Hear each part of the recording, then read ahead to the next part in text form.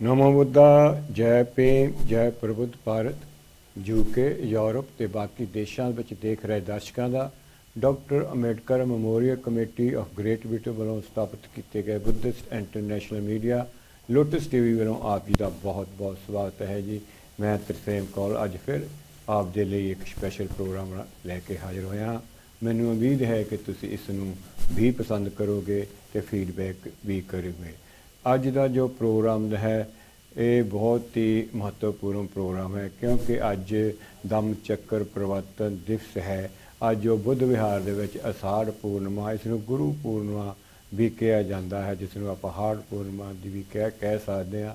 ਇਹ Buddhist calendar ਦੇ ਵਿੱਚ ਬਹੁਤ ਹੀ ਮਹਾਨਤਾ ਰੱਖਦਾ ਹੈ ਕਿਉਂਕਿ ਅੱਜ ਦੇ ਜੋ ਦਿਨ ਤਥਾਗਤ ਭਗਵਾਨ ਬੁੱਧ ਨੂੰ ਜੋ ਗਿਆਨ ਪ੍ਰਾਪਤੀ ਹੋਈ ਸੀ ਉਹ ਤਾਂ ਭਾਵੇਂ ਬੁੱਧ ਗਿਆ ਵਿੱਚ ਹੋਈ ਸੀ, ਅੱਜ ਤੋਂ ਕੋਈ 2500 ਸਾਲ ਪਹਿਲਾਂ,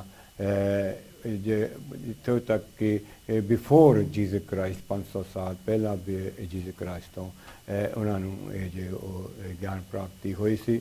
ਤਾਂ ਉਹ ਜੋ ਉਹਨਾਂ ਨੇ ਆ ਕੇ ਸਾਰਨਾਥ ਬਨਾਰਸ ਦੇ ਵਿੱਚ ਪਹਿਲਾ ਜੋ ਉਪਦੇਸ਼ ਦਿੱਤਾ, ਜੋ ਪਹਿਲਾ ਗਿਆਨ ਦਿੱਤਾ, ਉਹ ਪੰਜਾਂ ਭਿਕਸ਼ੂਆਂ ਨੂੰ ਉਹ ਕੀ ਸੀ, ਅੱਜ ਅਸੀਂ ਆਪ ਜੀ ਨੂੰ ਇਹਦੇ ਉੱਤੇ ਚਰਚਾ ਕਰਨ ਜਾ ਰਹੇ ਹਾਂ। ਅੱਜ ਬੁੱਧ ਵਿਹਾਰ ਦੇ ਵਿੱਚ ਬਹੁਤ ਹੀ ਇਸ ਨੂੰ ਖੁਸ਼ੀਆਂ ਨਾਲ ਮਨਾਇਆ ਗਿਆ ਹੈ। ਹੋਰ ਸੰਸਾਰ ਦੇ ਬੁੱਧ ਵਿਹਾਰਾਂ ਵਿੱਚ ਵੀ ਇਸ ਨੂੰ ਮਨਾਇਆ ਗਿਆ ਹੈ।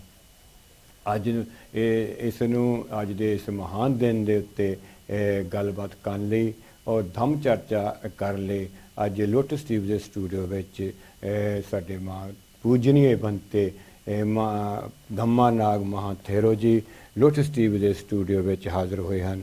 ਭੰਤੇ ਜੀ, ਸਭ ਤੋਂ ਪਹਿਲਾਂ ਤਾਂ ਤੁਹਾਨੂੰ ਪ੍ਰਣਾਮ ਹੈ ਔਰ ਵੈਲਕਮ है लोटस टीवी ਦੇ ਉੱਤੇ। ਅੱਜ ਤੁਹਾਡਾ बहुत बहुत प्रणाम है, तो थैंक यू जी। ओके जी, नमो बुद्धाय। आप सबको बुद्ध धम्म संघ की ओर से शुभ आशीर्वाद। लोटस टीवी के माध्यम से विश्व में जितने भी लोग लोटस टीवी देख रहे हैं उनको आज की आषाढ़ पूर्णिमा की, गुरु पूर्णिमा की और वर्षवास की हार्दिक हार्दिक शुभकामनाएं देता हूँ। ये वर्षवास आपके जीवन में एक नया परिवर्तन लाए, सुख लाए, शांति लाए और आप धम्म के सानिध्य में इसी जीवन में सद्गति, निब्बान, इनलाइटन्स को प्राप्त करें। Thank you, thank you. ਤੇ ਨਾਲ ਹੀ ਥਾਈਲੈਂਡ ਤੋਂ ਭੰਤੇ ਵੈਨੂਅਲ ਵਿਚਾਨ ਮਹਾਥੇਰੋ ਜੀ ਆਏ ਹਨ। Thank you very much. You are welcome Bhante ji on the Lotus TV studio. Thank you. Good evening to our Ubasok and Ubasika, UK and Europe. You are watching Lotus TV and giving blessing on full moon day. Thank you. Thank you very much. ਅੱਜ ਭੰਤੇ ਜੀ ਹੁਣਾਂ ਨੇ ਸਾਰਿਆਂ ਨੂੰ blessing ਦਿੱਤੀ ਹੈ। ਜੋ ਲੋਕ ਬੁੱਧਾ ਵਿਹਾਰਾਂ 'ਚ ਨਹੀਂ ਆ ਸਕੇ, ਕੁਛ ਕਾਰਨਾਂ ਕਰਕੇ, ਕੁਛ ਲੋਕਾਂ ਕੋਲ ਬੁੱਧ ਵਿਹਾਰ ਵੀ ਨਹੀਂ ਹੈ।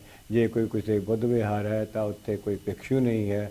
ਪਰ ਅਸੀਂ ਇੱਕ ਲੱਕੀ ਹਾਂ ਕਿ ਸਾਡੇ ਕੋਲ ਭੰਤੇ ਜੀ, 3 ਭੰਤੇ ਜੀ ਅੱਜ ਸਨ ਔਰ ਜੋ ਲੋਕ ਨਹੀਂ ਪਹੁੰਚ ਸਕੇ ਬੁੱਧ ਵਿਹਾਰ ਦੇ ਵਿੱਚ, ਘਰੀ ਅੱਜ ਉਹ ਟੈਲੀਵਿਜ਼ਨ 'ਤੇ ਦੇਖ ਰਹੇ ਹਨ, ਲੋਟਸ ਟੀਵੀ ਦੇਖ ਰਹੇ ਹਨ, ਉਹਨਾਂ ਨੂੰ ਅੱਜ ਭੰਤੇ ਜੀ ਆਸ਼ੀਰਵਾਦ ਦੇਣਗੇ ਅਤੇ ਉਹਦੇ ਨਾਲ ਹੀ ਹੋਰ ਵੀ ਦਮ ਚਰਚਾ ਅਸੀਂ ਕਰਾਂਗੇ। तो उस तो ये कुछ इन्फॉर्मेशन है भंते जी, आशीर्वाद तो पहला कुछ इन्फॉर्मेशन जो आप दस दिए, उस तो बाद फिर आप अगला प्रोग्राम जो शुरू करते हैं। तो अज एक तो बहुत ही खुशी की गल है कि डॉक्टर अंबेडकर मैमोरियल कमेटी ने 55 साल पूरे कर लिया है, जिस दी 19 जुलाई ਨੂੰ बहुत ही खुशियां ना अपना मनाई गई है। सोशल इवनिंग के तौर पर बिल्कुल खचाखच भरिया सी हाल।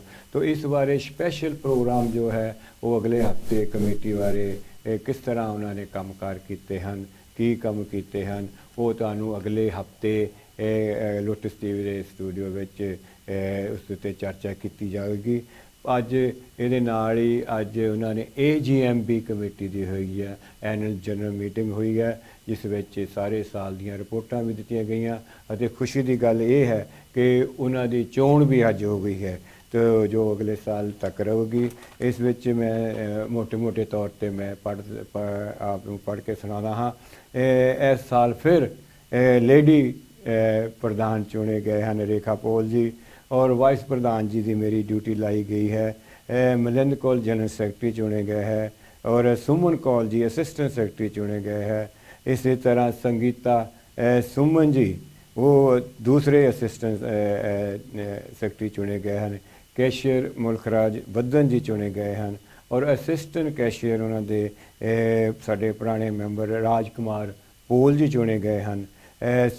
पब्लिसिटी सैकटरी सुरेश मानेवर जी हैं। जो बड़ी खुशी की गल है, कमेटी में एक गुजराती फैमिली जुड़ी है, और पूरा साल आए आ, और उन्होंने काफ़ी उन्होंने साडा साथ दिता है। जिन्हें भी पोस्टर तैयार किए गए उन्होंने तैयार किए सी। तो नाल असिस्टेंट उन्होंने लेखराज जक्खू जी चुने गए हैं, लाइब्रेरियन हरमेश जसल जी, और असिस्टेंट लाइब्रेरियन राहुल चौहान जी, स्टेट सैकटरी दीश दादरा जी। इसी तरह जो मैं मैनेजमेंट अपने कैशियर केयर अपने हाल नूं बुकिंग लई तुसीं सुखदेव सुमन और बलबीर सुमन नूं कॉन्टैक्ट कर सकते हो। इहदे नाल ही नाल मेंटेनेंस लई हरबिलास बंगड़ जी हुणां नूं भी इस साथ देणगे। IT सपोर्टर साडे गौतम रत्तू जी और नाल रायन मल जी भी चुने गए हैं। इहदे नाल ही नाल गणराज मल ते दनीत कौल जी भी अज पहले बार जगत विच आए हैं, और IT भी ये भी अपनी सपोर्ट करनगे। इसी तरह जो होर साडे एग्जीक्यूटिव मैंबर चुने गए हैं, लेडी सत्या सदन, गुरदेव कौर और शीला रत्तू जी भी चुने गए हैं। ये नाल ही नाल देव सुमन जी धार्मिक ड्यूटी जो है उन्होंने लाई गई है। जो बुद्ध विहार दे विच विआह होंदे आ जां कोई पास्ट हो जाता है, उसकी memorial सर्विस में पंजाबी तम की ड्यूटी लाई हुई है। इसी तरह होर भी जो यूनिवर्सिटियों तो क्लासां आउंदियां हैं, स्कूलों तो क्लासां आउंदियां हैं, उस विच भी वो अपनी ड्यूटी निभाते हैं। ये ड्यूटी साडे देव सुमन जी की लाई गई है। ये नाल ही नाल संगीता सुमन जी पहली बारी आए हैं, वो भी असिस्टेंट जनरल सैकटरी की जॉब ली है। तो ये बहुत बहुत आप बधाई है। तो मैं एक होर तुहाडे एक होर मैं अनाउंसमेंट करना चाहना, जो कि बुद्धा अपना ट्रिप है जो कि साडे बैंस साहब जी कर रहे हैं। जे किसी ने भी जाना है तो धम्मा ट्रिप जो है ये अपने चंडीगढ़ तो शुरू करना है, और चंडीगढ़ ही ख़त्म होना है। हाँ जी, चंडीगढ़ तो चंडीगढ़, हाँ चंडीगढ़ तो चंडीगढ़ तक सारे ही जिन्ने भी धार्मिक स्थान हैं उन्होंने उत्थे जाना है। अपने सारनाथ जाएंगे, बुद्ध गया भी जाएंगे, होर भी जिन्ने भी धार्मिक स्थान है, नागपुर भी जाना है, बंबे भी जाना है। जे किसी ने कॉन्टैक्ट करना तो उन्होंने कर सकते हो। ये नाल ही नाल जिस तरह मैं कहा है कि ये जो इंपॉर्टेंट दिन है, बहुत इंपॉर्टेंट दिन है, अज धम्म चक्कर प्रवर्तन दिवस है। ये लंडन दे विच भी साडे मनाया गया है, जो कि सतपाल मोहम्मद जी ने रिपोर्ट भेजी है। उत्थे भी बड़ी खुशियां नाल मनाया गया है, जिसदियां तुसीं कुछ झलकियां फोटोआं राहीं देख सकते हो। तो आपका बहुत बहुत धन्यवाद है। तो मैं भंत जी हुणां नूं हुण बेनती करदा हाँ कि जो लोग बुद्ध विहार नहीं आ सके, ਜਾਂ ਕਿਸੇ भी तरह किसी भी कंट्री च रह रहे उन्होंने को बुद्ध विहार नहीं है, तो तुसी उन्होंने भंते जी एक बार फिर तुहाडा वेलकम है, उन्होंने तुसी ब्लैसिंग दियो जी। थैंक यू जी। सबसे पहले आप सभी को बुद्ध धम्म संघ की ओर से शुभ आशीर्वाद।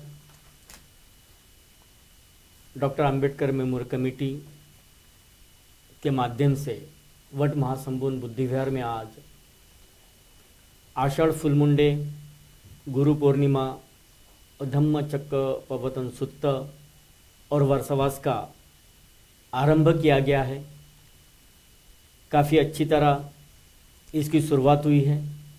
जो लोग विहार में थे और जो लोग विहार में नहीं आ सके, उन सभी को बुद्ध धम्म संघ के माध्यम से सुबह आशीर्वाद देना चाहता हूँ कि आप सबका कल्याण हो, आप सबका मंगल हो और इसी तरह आप धम्म के सानिध्य में अपना जीवन व्यतीत करते हुए इसी जीवन में बुद्धत्व की प्राप्ति करें, सुख की प्राप्ति करें, शांति की प्राप्ति करें और निरोगी होकर अपना जीवन व्यतीत करें।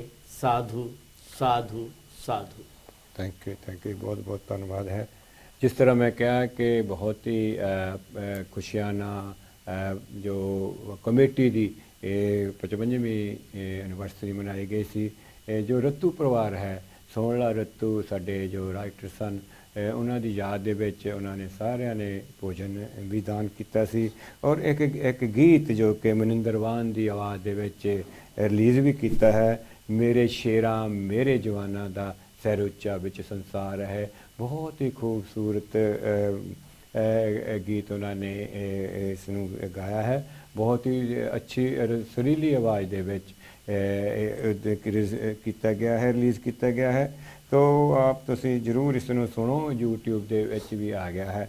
ਤੋ ਪੰਤ ਜੀ ਕਿਉਂ ਨਾ ਇੱਕ, ਕਿਉਂਕਿ ਧਾਰਮਿਕ ਪ੍ਰੋਗਰਾਮ ਹੈ, ਰੱਤੂ ਜੀ ਉਹਨਾਂ ਦਾ ਇੱਕ ਲਿਖਿਆ ਹੋਇਆ ਗੀਤ ਬੁੱਧ ਦਾ ਸੁਨੇਹਾ, ਹਾਂਜੀ, ਤੋ ਆਪਾਂ ਬੁੱਧ ਦਾ ਸੁਨੇਹਾ ਸੁਣ ਲੈਂਦੇ ਹਾਂ। ਉਸ ਤੋਂ ਬਾਅਦ ਫਿਰ ਮੈਂ ਤੁਹਾਨੂੰ ਬੇਨਤੀ ਕਰੂੰਗਾ। ਥੈਂਕ ਯੂ ਜੀ। ਇੱਕ ਗੀਤ ਸੁਣੋ ਜੀ। ਹਾਂ,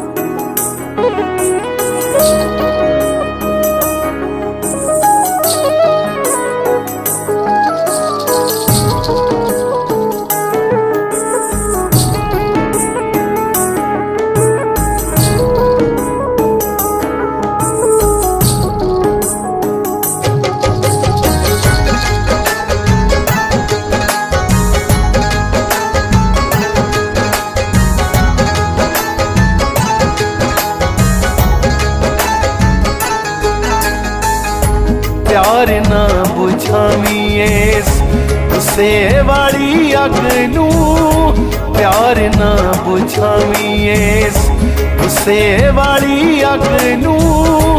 बुद्ध दा सुनेहा, बुद्ध दा सुनेहा, सुनेहा सारे जग नू। बुद्ध दा सुनेहा, सुनेहा सारे जग नू। बुद्ध दा सुनेहा, सुनेहा सारे जग नू।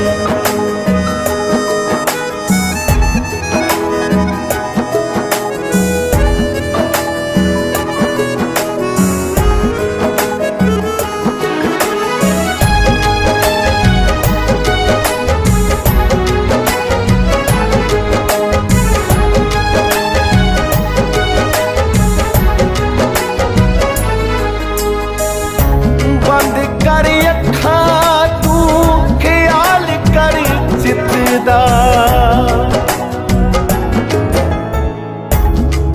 कर अखां तू ख्याल कर चित्त दा, ओही बंदा सुखी जेड़ा मन नू हो जितदा।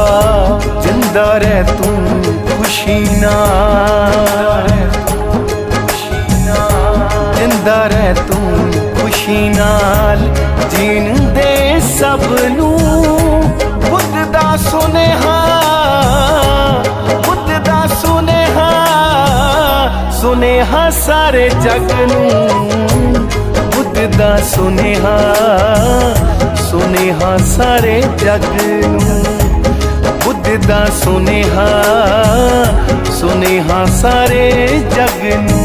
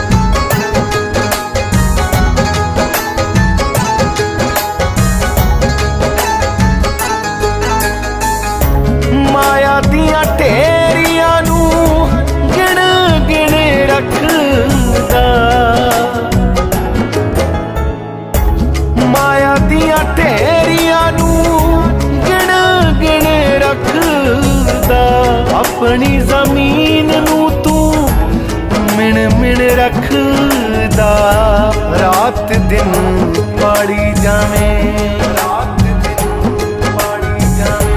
रात दिन पाड़ी जावें लालच दे वग नू बुद्ध दा सुनेहा बुद्ध दा सुनेहा सुनेहा सारे जग नू बुद्ध दा सुनेहा सुनेहा सारे जग नू बुद्ध दा सुनेहा सुनेहा सारे जग नू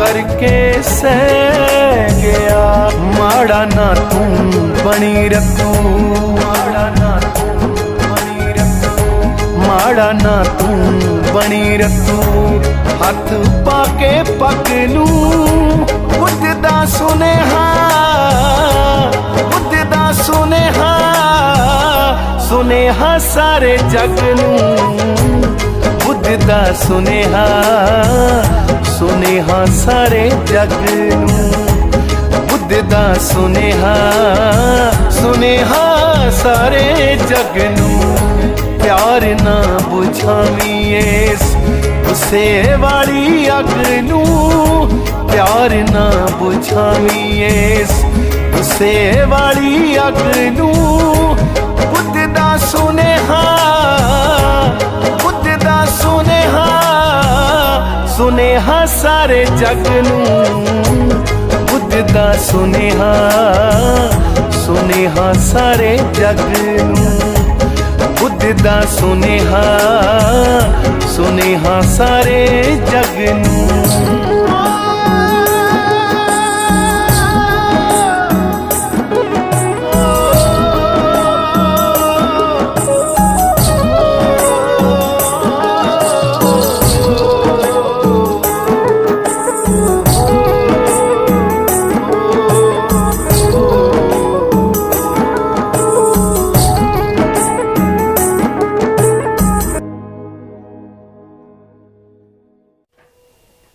बुद्ध दा स्नेहा है स्नेहा सारे जग नू तुसी गीत सुनिया है गाथा सुनी है जो कि लेट साडे सोहण ला रतू जी लिखी हुई सी ते इस नू आशू सिंह ने गाया है बहुत ही अच्छा उन्होंने बुद्ध दा स्नेहा जो दिता है बहुत ही खुशी की गल है। तो अज धार्मिक प्रोग्राम ही है आप धर्म ते चर्चा करनी है क्योंकि आप ज्ञान लेना क्योंकि आपको पूजे भंते जी दो पूजे भंते जी आए हैं ਆਪਾਂ ਇਹਨਾਂ ਤੋਂ ਬੇਨਤੀ ਕਰਦੇ ਹਾਂ ਬੰਤੇ ਜੀ ਕਿ ਇਹ ਜੀ ਵਸਾੜ ਪੂਰਨਿਮਾ ਬੰਤੇ ਜੀ ਮਨਾਈ ਗਈ ਹੈ ਇਸ ਦੀ महत्ता क्या है? वैसे तो बुद्ध धर्म में हर एक पूर्णिमा का अपना एक इम्पोर्टेंस है और आज की जो आषाढ़ पूर्णिमा है ये सारे बुद्ध जगत में बड़े ही आनंद और उल्लास के साथ में मनाई जाती है। जी जी क्योंकि आज के दिन बुद्ध ने अपना पहला संदेश मृगदय सारनाथ में दिया था बुद्धत्व प्राप्ति के बाद जी। और उस संदेश को देते समय उन्होंने अपने उस समय के जो वैरागी थे उनके साथी थे 5 और साथी थे उनका नाम बनते जी क्या है? कौंडन्य भद्द वप्प महानाम अश्वजीत ये उनके 5 साथी थे। उसमें से कौंडन्य नामक जो उनका साथी था वो बुद्ध का उपदेश सुनते सुनते ही श्रोतापन्न, सकृदगामी, अनागामी और अरत अवस्था उसने प्राप्त कर ली। क्या? इस कारण विश्व के सबसे पहले गुरु बनने का दर्जा भी तथागत भगवान बुद्ध को प्राप्त हुआ। जी। और इसे आषाढ़ पूर्णिमा के साथ साथ गुरु पूर्णिमा भी कही गई है। हाँ कि गुरु के माध्यम से जो शिक्षा प्राप्त होती है जी। वो बड़ी अनमोल होती है। जी। बगैर गुरु का ज्ञान अधूरा है। और इस तरह से इस आषाढ़ पूर्णिमा का अपना महत्व बढ़ा। जी।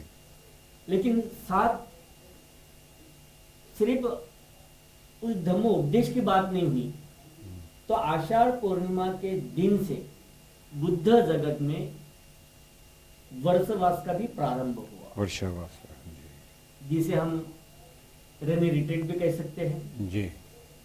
और ये वर्षवास बड़ी ही बौद्ध जगत में जी। थेरवादा संस्कृति में थेरवादा भिक्षु द्वारा मनाया जाता है। जी। उनके माध्यम से अधिष्ठान लिए जाते हैं।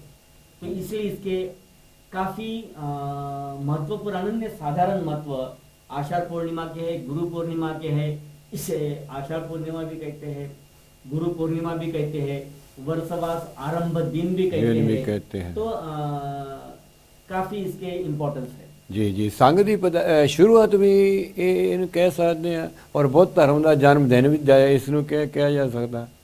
हाँ, बुद्ध के बुद्धत्व के प्राप्त में बुद्ध को लगा कि जो ज्ञान मैंने प्राप्त किया तो वो ज्ञान मैं किसे बांटूं। जी जी। तो उन्हें अपने पहले गुरु भी याद आए, आलार, कलाम, उद्दकराम पुत्र। जी। लेकिन वो जीवित नहीं थे। जी जी। और फिर उसके बाद में बुद्ध को याद आया उनके वो 5 मित्र, और फिर वो 5 मित्रों को बुद्ध ये ज्ञान का उपदेश देते हैं। जी। तो इसे धम्म चक्र पवतन सुत्त दिन भी कहा जाता है। और ये धम्म चक्र पवतन सुत्त मीन भिक्षु के जीवन में या उपासक के जीवन में, उपासक के जीवन में होने वाले जो भिक्षु के जीवन में होने वाले जो वर्क है, उस वर्क के ऊपर में जिसे कह सकते कि जीवन का एक चक्र है। और उस जीवन के चक्र में जी अनुलोम प्रतिलोम के साथ साथ काफी घटनाएं घटती है। उन सारे घटनाओं को जी जानते हुए, समझते हुए, भग्ग रागो, भग्ग दोषो, भग्ग मोह की देशना देते हुए, इन सारे चीजों से परे होकर फिर बुद्ध कहते कि आज मैं सही मायने में सांसारिक जीवन से विरत होकर जी मैं भव चक्र से बाहर निकलकर जी सुख और शांति निब्बान की ओर जी और सत्य का दर्शन मैंने प्राप्त कर लिया है। 4 आर्य सत्य को मैं प्राप्त कर चुका हूँ, आर्य अष्टांगिक मार्ग को मैं प्राप्त कर चुका हूँ। इन सारे चीजों को प्राप्त करने के बाद बुद्ध कहते हैं कि जीवन चक्र से बाहर निकलना है, जीवन के भव चक्र से बाहर निकलना है, तो आपको धम्म चक्र पवतन सुत्त को जानना पड़ेगा, समझना पड़ेगा, क्योंकि उसमें सारी चीजें बुद्ध ने अच्छी तरीके से गंभीरता पूर्वक डीप नॉलेज के साथ में बताई है।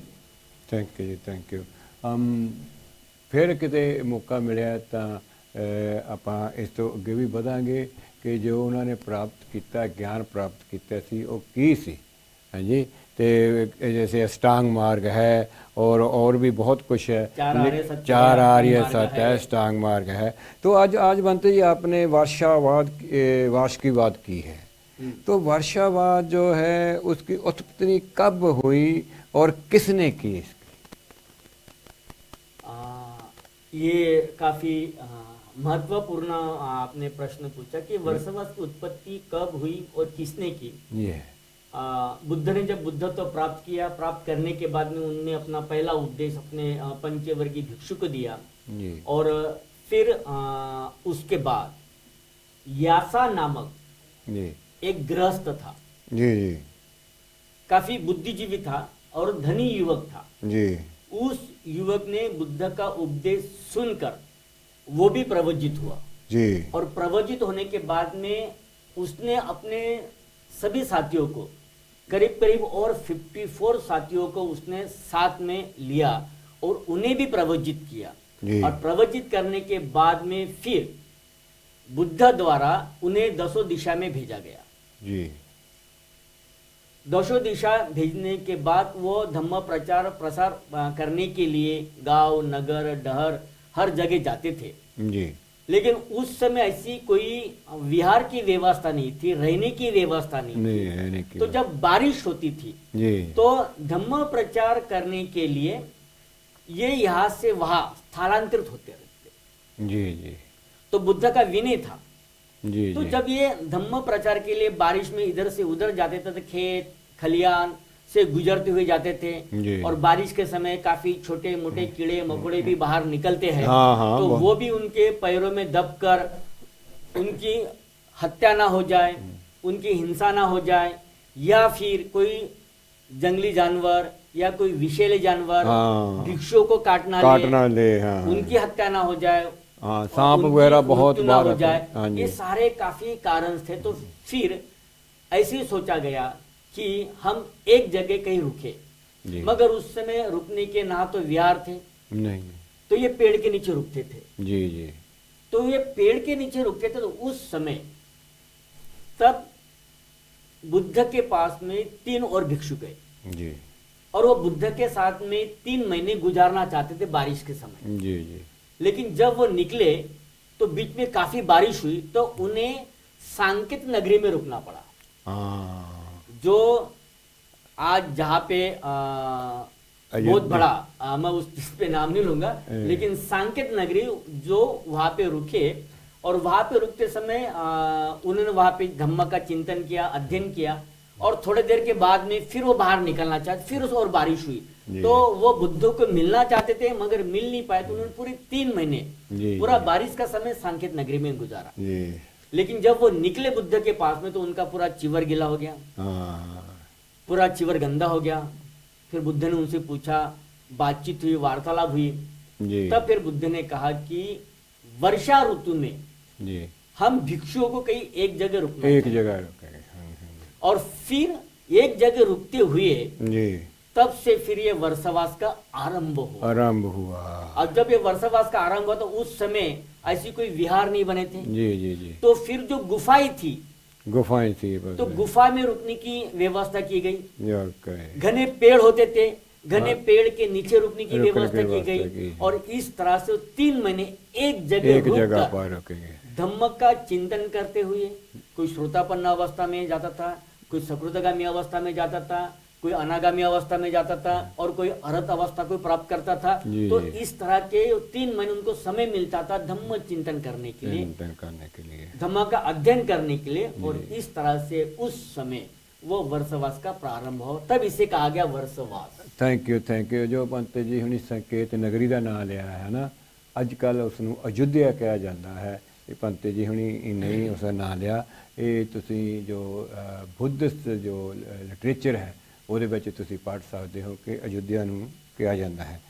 ਪੰਤ ਜੀ ਜੋ ਆਪਾਂ 20 ਅਕਤੂਬਰ ਨੂੰ ਕਥੀਨਾ 3 ਮਹੀਨਿਆਂ ਬਾਅਦ ਮਨਾ ਰਹੇ ਹਾਂ, ਜੋ ਕਿ ਮਦਨ ਕੌਲ ਅਤੇ ਉਹਦੇ ਪਰਿਵਾਰ ਵੱਲੋਂ ਇਹ ਮਨਾਈ ਜਾਏਗੀ। ਜਿਸ ਤਰ੍ਹਾਂ ਪੰਤ ਜੀ ਨੇ ਦੱਸਿਆ ਕਿ 3 ਮਹੀਨੇ ਇੱਕ ਜਗ੍ਹਾ ਪੰਤ ਜੀ ਹੁਣਾਂ ਨੂੰ ਰਹਿਣਾ ਪੈਂਦਾ ਹੈ।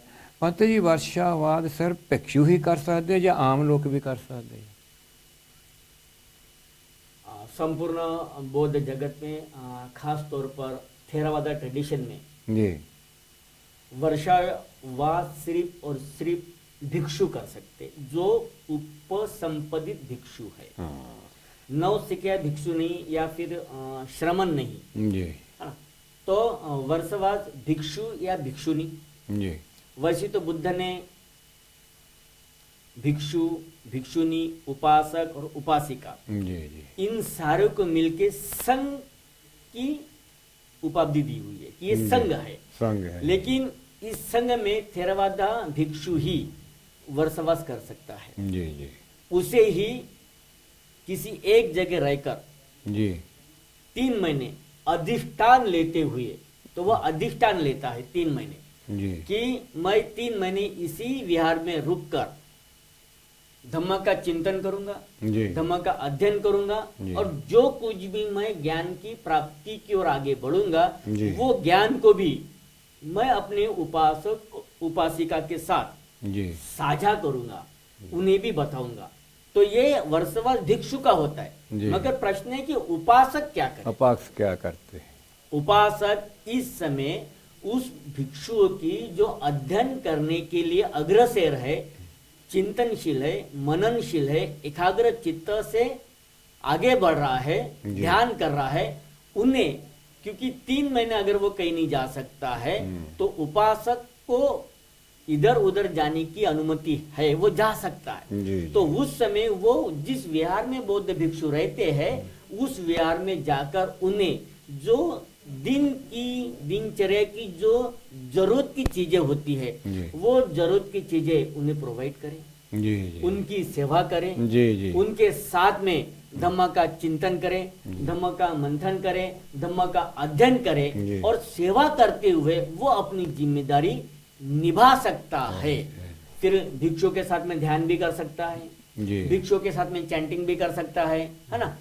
और इसी तरह से अगर वह करता रहा तो उसे भी उपासक के नाते भी उसे भी श्रोतापन्न होने का लाभ प्राप्त हो सकता है। उसके पुण्य पारमी बढ़ सकती है। जी जी जी और ये उपासक भिक्षु की सेवा कर सकता है, भिक्षु धम्म का चिंतन मंथन करके अध्ययन करते हुए जी। बुद्धत्व की ओर बढ़ सकता है, अरहत अवस्था तक बढ़ सकता है। जी पंत जी, आपने बोला है कि वर्षा आती है, बहुत कीड़े मकोड़े निकलते हैं, जहाँ लोग भिक्षु कुछ फट्टर भी हो जाते हैं, कुछ मौत भी हो जाती है, इसलिए वर्षावास शुरू किया गया था।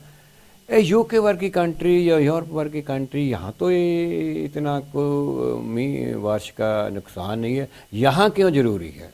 इंग्लैंड में क्यों जरूरी है? यूके में क्यों जरूरी है? हाँ, अब ये आपका जो प्रश्न है काफी महत्वपूर्ण है कि बुद्ध का बुद्धत्व, इसकी जड़ें भारत से है। जी भारत से ये धीरे धीरे भगवान बुद्ध का धम्म आज विश्व में फैला हुआ है जी और इसे फैलाने का कार्य उपासक उपासिका साथ ही साथ भिक्षु ने भी किया है। लेकिन भिक्षु के अपने कुछ विनय है, जो विनय बुद्ध ने लागू किया था बुद्ध के समय, यानी आज से बुद्ध ने कुछ विनय बना दिए थे, जैसे कह सकते कि हम 2500 यानी 2567 ईयर बिफोर ये सारे विनय स्टार्ट किए गए थे। और ये जो बुद्धिस्ट इरा है इसे हम कह सकते हैं कि 2567 इरा ऑफ बुद्धिज्म।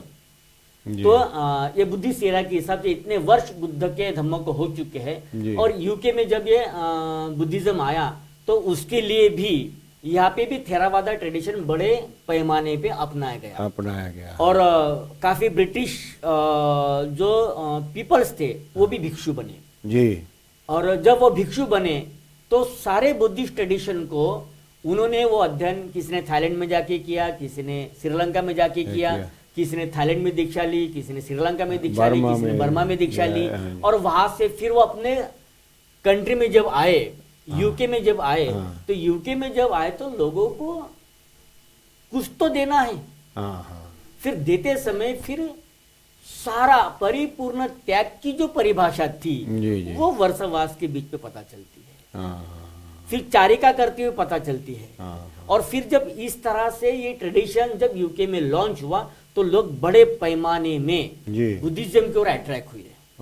और उसी का आप नतीजा देखते हो कि यूके के अंदर में काफी स्कूल और कॉलेज भी वो बुद्धिस्ट मॉनेस्ट्री के अंदर में कन्वर्ट कर गई है ना। तो यूके में भी बुद्धिज्म जरूरी नहीं है कि वर्षा हो रही है कि नहीं हो रही है, मगर जुलाई महीने से लेके तो अक्टूबर तक ये वर्षवास का अधिष्ठान हर थेरवादा भिक्षु लेता है, धम्म का चिंतन करता है, मंथन करता है, अध्ययन करता है और अपने आप को तपाता है और खुद तप कर उपासक उपासिका को भी तपाने के लिए प्रेरित करता है। ਥੈਂਕ ਯੂ ਪੰਤ ਜੀ ਜੋ ਤੁਸੀਂ ਦਰਸ਼ਕੋ ਇੱਕ ਖਬਰ ਹੈ ਕਿ ਕਾਂਸ਼ੀ ਟੀਵੀ ਜੋ ਹੈ ਜਿਸ ਤੇ ਤੁਸੀਂ ਲੋਟਸ ਟੀਵੀ ਦੇਖਦੇ ਹੋ ਇਹ ਕੱਲ ਨੂੰ ਯਾਨੀ 22 ਜੁਲਾਈ ਨੂੰ 22 ਜੁਲਾਈ ਨੂੰ ਜੋ ਸਟੇਸ਼ਨ ਹੈ ਪਹਿਲਾਂ 772 ਤੇ ਆਪਾਂ ਦੇਖਦੇ ਸਕਾਈ 772 ਕੱਲ ਤੋਂ ਇਹ ਸਕਾਈ 765 ਹੋ ਜਾਏਗਾ। तो इस चीज़ का ख्याल रखना। कल नूं ਇਹ ਤੁਸੀਂ ਬੁੱਧਵਾਰ ਨੂੰ ਵੀ ਆਪਾਂ ਰਿਪੀਟ ਹੁੰਦਾ ਹੈ ਆਪਣਾ ਪ੍ਰੋਗਰਾਮ, ਤੁਸੀਂ ਸਕਾਈ 765 ਤੇ ਤੁਸੀਂ देख सकते हो। तो पंत जी थैंक यू। पंत जी वर्षावाद आपने बोला कि 3 महीने चलता है, क्या और धर्मों में भी ऐसी कोई प्रथा है? सिर्फ बुद्ध ने ही इस प्रथा का पालन करते हैं? वैसे तो हर धर्मों में अपनी अपनी एक प्रथा एक ट्रेडिशन बना चुके हैं जी। बुद्ध शासन में इसे वर्षवा कहते हैं जी। जैन लोग इसे वर्षा योग कहते हैं जी। हिंदू लोग इसे श्रावण मास कहते हैं, मुस्लिम लोग इसे रोजा भी कहते हैं। लेकिन हम बुद्धिज्म की अगर बात करें तो इन सारे चीज़ों को स्टार्ट करने के लिए बुद्ध ने ही इस सिद्धांत को बनाया और फिर उस सिद्धांत के साथ धीरे धीरे ये परिवर्तित होते गया और के धर्मों में भी ये प्रचलित होता गया और उन्होंने उसे अपने दृष्टि के साथ में नाम दिया। जी, उसकी तरह से चलता आ रहा है। लेकिन अगर हम देखें तो बुद्धिज्म में ही ये वर्षवास की शुरुआत हुई है और बुद्धिज्म के माध्यम से ही और धर्मों में ये प्रचलित होता गया। तो पंत जी आप क्या सलाह देंगे कि वर्षावल की शुरुआत कैसे करें? क्या इसमें कोई निज़म लिया जाता है या क्या? बिल्कुल निज़म यानी भिक्षु आज के दिन आषाढ़ पूर्णिमा के दिन हर विहार में वर्षवास प्रारंभ करते हैं जी। वर्षवास शुरू करते हुए इसके भी नियम ऐसे होते हैं कि कम से कम जी वैसे तो 5 भिक्षु एक विहार में चाहिए वर्षवास करने के लिए, कम से कम जी।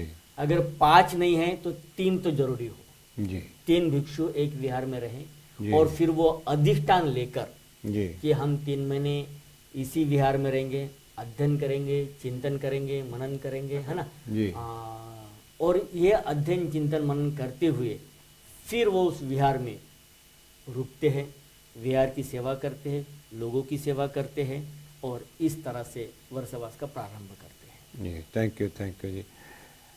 पंत जी वर्षावाद के दौरान किस तरह गतिविधियां की जाती है, इसका लाभ किसको प्राप्त होता है?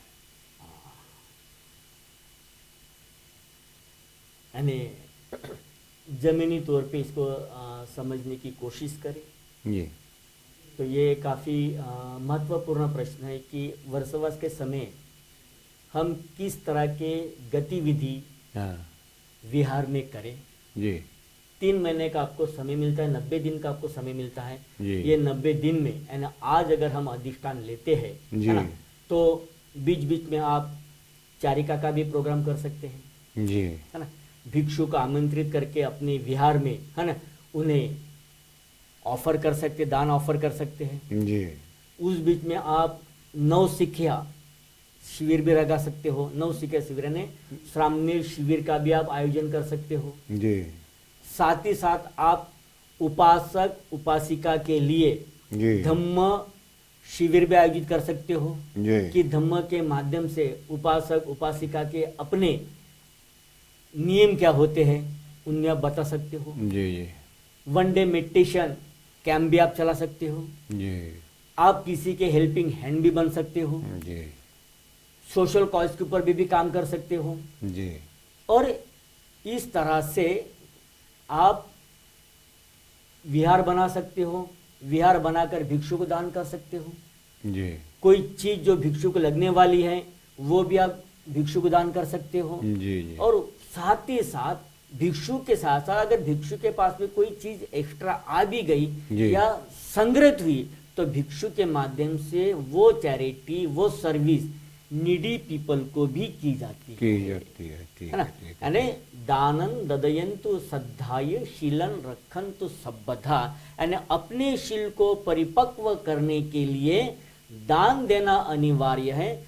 दान से आपकी शील परिपक्व होती है, जब शील परिपक्व होती है तो आपकी प्रज्ञा परिपक्व होती है, और जब आपकी प्रज्ञा परिपक्व होती है तो आप ज्ञान की ओर बढ़ते हैं, और जब आप ज्ञान में परिपक्व होते हैं तो आप बुद्धत्व की ओर बढ़ते हैं, निब्बान की ओर बढ़ते हैं, और सुख और शांति का उपदेश जनमानस को देने के लिए चरत भिक्खवे चारिकन करते रहते हैं। बहुत बहुत तो इस तरह से हम वर्षवास के बीच में गतिविधियां कर सकते हैं। हमारे बिहार में भी काफ़ी अच्छी तरह से गतिविधियां चल रही हैं। वन डे मेडिटेशन कोर्स हो रहे हैं, बच्चों के लिए कोर्स हो रहे हैं, बच्चों के लिए जिसे हम कह सकते हैं कि धम्मा संडे क्लासेस का नाम भी दे सकते हैं, बुद्ध विहारा बडीज के नाम से भी छोटे छोटे बच्चों के लिए प्रोग्राम्स हो रहे हैं। तो ये सारे वर्षवास में हम उनको बताया जाए कि बुद्धा क्या था, बुद्धा की टीचिंग क्या थी, बुद्धा की शिक्षा क्या थी, और इतनी जरूरी क्यों है। आज के मॉडर्न युग में भी बुद्धा की शिक्षा काफी महत्वपूर्ण है। थैंक यू पंत जी आपने बोला है कि भिक्षु 3 महीने यानी 90 दिन एक ही जगह रहता है, कभी इधर उधर भी नहीं जा सकता? जा सकते हैं, मगर उसके भी कुछ नियम है। अगर हम 3 महीने किसी एक विहार में रहने का अधिष्ठान लेते हैं और हो सकता है उस बीच में कोई ऐसी आपत्तिजनक घटना घट जाए, और वो आपत्तिजनक घटना घटने के बाद में अगर उससे जाना महत्वपूर्ण है, या फिर कोई इम्पोर्टेंस संघ की मीटिंग है, तो उस समय वो भिक्षु सिर्फ और सिर्फ 7 दिन के लिए विहार से बाहर जा सकता है, और 7 दिन के बाद फिर से, यानी 7 दिन के अंदर ही उसे विहार में आना होता है। तो ये इसलिए दिया गया है ताकि उसके वर्षवास के बीच में कोई खंड ना पड़े, कोई रुकावट पैदा ना हो जाए, और वो रुकावट ना पैदा होने के लिए उसे 7 दिन का एक बुद्ध ने नियम बना के दिया है कि आप 7 दिन के भीतर फिर से अपने विहार में लौट जाइए और फिर से आप अपना वर्षवास प्रारंभ कीजिए। थैंक यू माता जी। 90 दिन के बाद या 3 महीने के बाद जो कथीना क्यों की जाती है? ये भी महत्वपूर्ण है, क्योंकि वर्षवास अगर आरंभ है तो कठिना इसका अंत है, जिसे हम कठिना सेरेमनी भी कह सकते हैं, कठिन चिवरदान भी कह सकते हैं, है ना। तो ये सारी चीजें वर्षवास के आरंभ से, तो कठिना यानी जुलाई से स्टार्ट होती है, तो ये अक्टूबर में वर्षवास समाप्त होता है, और अक्टूबर महीने से लेके तो नवंबर महीने के पूर्णिमा तक ये कठिना सेरेमनी चलती है। अब इस कठिना सेरेमनी में, अब कठिना सेरेमनी का एग्जाम्पल्स भी काफी है, उदाहरण भी काफी हैं, काफी बार आप लोगों ने सुना भी है, लेकिन फिर भी एक बार कह दूं कि भिक्षु के पास में सिर्फ और सिर्फ उस समय वस्त्र सिर्फ एक ही होते थे, और फिर वो इधर उधर भ्रमण करते हुए उनके वस्त्र मलित हो जाते थे, गंदे हो जाते थे, और फिर गंदे होने के वजह से उनको धोना पड़ता था, फिर सुखाना पड़ता था। एक वस्त्र होने के वजह से उन्हें काफी परेशानी का सामना करना पड़ता था। तो इस समय उन्हें और एक वस्त्र देने का वादा विशाखा ने किया था, और विशाखा के माध्यम से उन्हें और एक वस्त्र रखने की परमिशन मिली। अब कठिना की जो बात आई, तो कठिना ऐसी था कि भगवान बुद्ध के समय वर्षवास समाप्त होते समय प्रजापति गौतमी इसने अपने हाथों से चिवर बुना था, काफी कठिन परिश्रम के साथ में, और उसने चिवर बुनकर भगवान बुद्ध को अर्पण कर दिया, दान किया। तो बुद्ध ने कहा कि हे गौतमी, आपने चिवर तो बनाया, जी। जब बुद्ध ने उसके हाथ देखे तो उसके हाथ लहूलुहान थे, खून से रक्त बमड़ थे। उस समय कोई सिलाई मशीन तो थी नहीं, नहीं नहीं, जो भी बुनना था हाथ से ही बुनना हाथों था से ना। होता था। हाँ। तो फिर वो बुनते बुनते उसके हाथ लहूलुहान हुए, और लहूलुहान हुए तो बुद्ध ने देखा इतना कठिन परिश्रम करने से, जी करने के बाद आप ये चिवर मुझे दान दे रहे हो, ये वस्त्र मुझे दान दे रहे हो। जी जी तो गौतमी, जब तक बुद्ध शासन जीवित रहेगा जी तब तक आपके वस्त्र के नाम से एक समारोह होते रहेगा, और उसे, इस वस्त्रों को सिर्फ चिवर नहीं कहा जाएगा, तो इसे कठिन चिवर दान कहा कठिन जाएगा। थी बढ़िया। और तब से फिर ये कठिन चिवर दान जी की ट्रेडिशन स्टार्ट हुआ, स्टार्ट हुआ। ये परंपरा चालू हुई। तो आज भी हम देखते हैं त्रिपुरा, थाईलैंड, श्रीलंका, जी। वहां पे जो कठिन चिवर दान, जो चिवर होता है, जी। वो उपासक के माध्यम से बनाया जाता है। हाँ अभी भी ठीक है। अभी भी आप त्रिपुरा, नागालैंड, मिजोरम चले जाओ तो वहां पे वस्त्र बनाते हैं, उसी रंग में, ढंग में, उसी कलर में, और वो वस्त्र बनाकर वो संघ को अर्पण किया जाता है। और संघ फिर डिसाइड करता है कि वो कौन सा भिक्षु योग्य है, अयोग्य है, उसे वो चिवर दिया जाए। तो इस तरह से वो सारी चीजें होती है। अब आज के मॉडर्न युग में भी हम लोग नहीं ले पाते, तो फिर किसी बनते को, या फिर जैसे हमारे बिहार में कठिना सेरेमनी करना है, तो इस बार खास कठिन चिवर के लिए मदन कोल इनके माध्यम से थाईलैंड से स्पेशल चिवर मंगवाया गया, बैग्स मंगवाए गए, फैन मंगवाए गए। जी तो ये भी एक कठिन श्रम दान है। जी, तो ये कठिन श्रम दान भी होना जरूरी है। जी। इस तरह से ये सारा का सारा जी कठिन समारोह चलता है, और ये काफी महत्वपूर्ण है। इसे सिर्फ भिक्षु और भिक्षु की विधि कहा जाते हैं। जी इसमें उपासक भाग लेते हैं, जी जी नाचते हैं, गाते हैं, झूमते हैं, जी, और जी। बड़े ही आनंद उल्लास के साथ में कठिना सेरेमनी भी जी, की जी। जाती है। जी thank you ji, thank you Bhante ji. Bhante ji, समा अपना बहुत जल्दी जा रहा है। आपसे जो लोग घर बैठे हैं उससे ਤੁਸੀਂ ਉਹਨਾਂ ਨੂੰ अनुमोदना भी देनी है। तो जो लोग हमारा साथ दे रहे हैं, और मना कॉल के परिवार वालों फुल मून दी है सारे जगत ਨੂੰ बहुत बहुत ਵਧਾਈਆਂ। निर्मला भाटिए जी वालों भी बहुत बहुत ਵਧਾਈਆਂ। मुल्क राज शीश बद्धन वालों भी सारे जगत ਨੂੰ ਅੱਜ ਦੇ ਫੁੱਲ ਮੁੰਡੇ ਦੀ ਬਹੁਤ ਬਹੁਤ ਵਧਾਈ। नंजो रत्तू जी वालों भी डॉक्टर अम्बेडकर मोड़े को 55वें एनिवर्सरी की लख लख ਵਧਾਈ। इस तरह अमिताभ कौलतर, दर्शना कौलतर जी का फोन हॉस्पिटल हैं उत्तों आया है। तो जो कि कमेटी ਨੂੰ 55वीं एनिवर्सरी ਦੀਆਂ बहुत बहुत ਵਧਾਈਆਂ दे रहे हैं। ਨਾਲ ਹੀ ਨਾਲ ਅੱਜ ਦੇ ਫੁੱਲ ਮੁੰਡੇ ਦੀਆਂ ਦਮ ਚੱਕਰ ਪਰਿਵਰਤਨ ਦਿਵਸ ਦੀਆਂ ਵੀ ਵਧਾਈਆਂ ਦੇ ਰਹੇ ਹੈ। ਸਿੰਦਰ ਚੱਲੀ ਜੀ ਵੀ ਵਧਾਈਆਂ ਦੇ ਰਹੇ ਹਨ। ਰਾਮ ਪ੍ਰਕਾਸ਼ ਮੰਮਾ ਜੀ ਵਧਾਈਆਂ ਦੇ ਰਹੇ ਹਨ ਕਮੇਟੀ ਦੇ 55 ਸਾਲ ਪੂਰੇ ਹੋਣ ਤੇ। ਮਿੰਦੋ ਰੱਤੂ ਜੀ ਵਧਾਈਆਂ ਦੇ ਰਹੇ ਹਨ। ਪੰਤੇ ਜੀ, ਆਪਣੇ ਕੋਲ ਸਮਾਂ ਬਹੁਤ ਕਮ ਹੈ, तो मैं चाहता कि सारे ही जगत ਨੂੰ जो भी है साडा टेलीविजन लोटस टीवी देख रहे हैं उन्होंने मनोकामना कीजिए बनते जी। बिल्कुल। तो आज के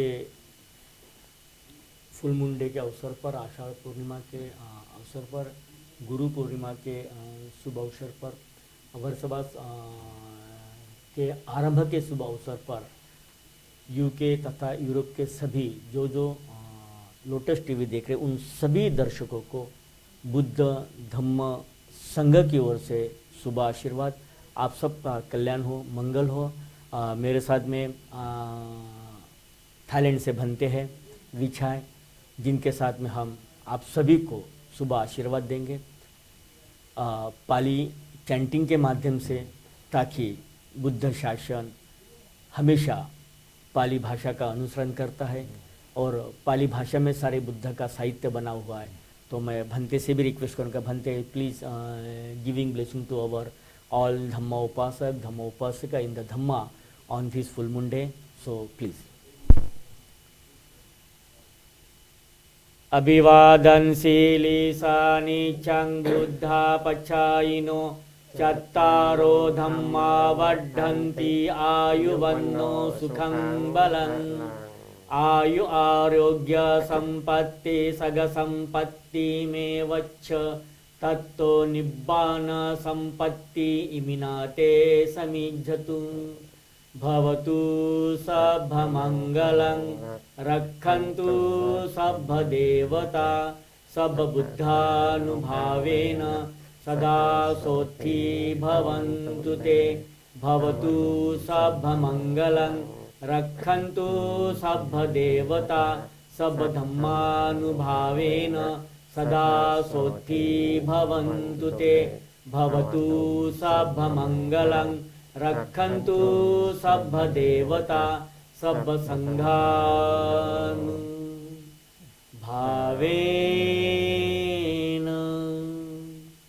सदा सोत्थी भवन्तु ते।